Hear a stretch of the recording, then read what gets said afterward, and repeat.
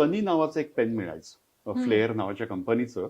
त्याला असे transparent body असते आणि त्याला 4 रिफिल्स असतात. 4 आर्थिक गणित हे कसं बसतं, हो. कारण इतका तुम्ही वेळ त्याच्यासाठी दिलेला असतो.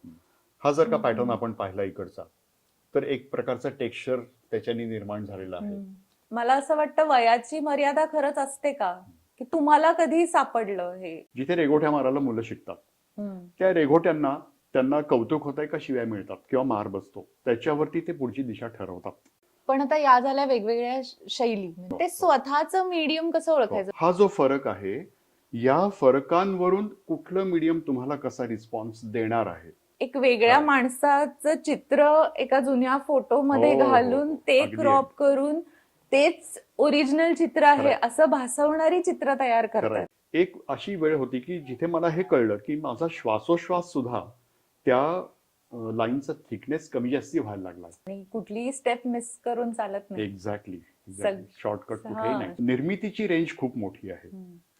पण ह्या सगळ्यातून पैसे कमवण्याचे मार्ग कुठले आहेत? की एक चित्रकाराला त्याच्या चित्रामधनं काय म्हणायचं आहे हे जोपर्यंत आपण त्यांच्याकडनं समजून घेत नाही तोपर्यंत मे बी आपण त्या चित्रापर्यंत पोहोचू शकत नाही. बरोबर. माझ्या मते कलाकारांनी एकटं राहून काम करण्याचा काळ केव्हाच गेलाय निघून. आता खूप अव्हेन्यूज आहेत आणि त्याच्यातून त्यांनी ते चान्सेस घेतले पाहिजे.